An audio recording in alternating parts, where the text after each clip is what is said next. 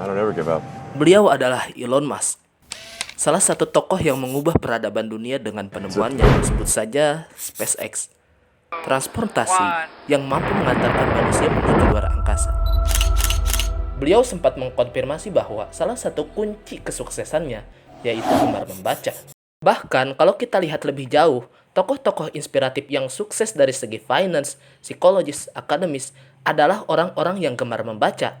Sebut saja Bill Gates, Jeff Bezos, dan lain-lain. Saking banyaknya tokoh-tokoh inspiratif yang dibesarkan oleh habit membaca ini, maka beberapa negara berlomba-lomba untuk menerapkan habit ini sedini mungkin. Kita ambil studi kasus Jepang. Di Jepang, membaca itu sangat digemari oleh masyarakat. Bahkan mereka sering membaca saat berada di dalam transportasi. Nah, kita berdasarkan riset Central Connecticut State University tahun 2016 mencatatkan bahwa literasi Indonesia berada di posisi kedua. Tapi paling bawah. Kok bisa tingkat literasi Indonesia itu begitu rendah?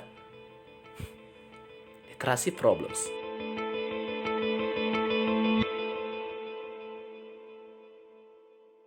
Pendiri Yayasan Rumah Literasi Indonesia, Pak Tunggul Harwanto, pernah mengatakan, terdapat 4 hal yang menyebabkan Indonesia ini rendah dalam segi literasinya.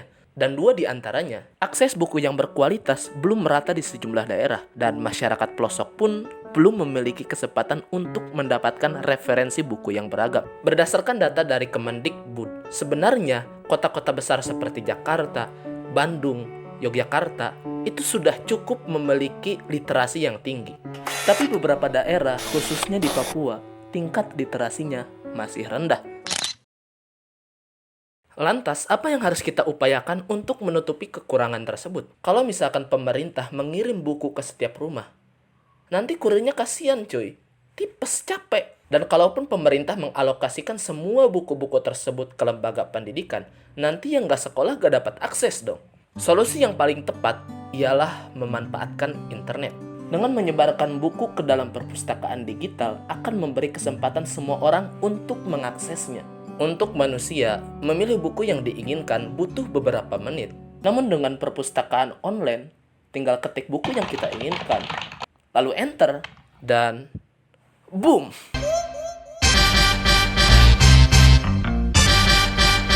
Jika perpustakaan online itu sudah menerapkan AI, maka platform itu dengan sendirinya menampilkan buku-buku yang kita sukai, seperti halnya Perpusnas, ePerpus, dan lain-lain. Bahkan beberapa universitas pun sudah mengadakan perpustakaan online untuk memudahkan mahasiswanya mencari referensi. Seperti halnya di kampusku. Di kampusku ada yang namanya Uin Saizu Library. Meski layanan perpustakaan online ini belum sempurna, setidaknya kita dapat mengakses buku dengan lebih mudah. Sistem sudah siap, tinggal kita yang harus berkeinginan. Terima kasih.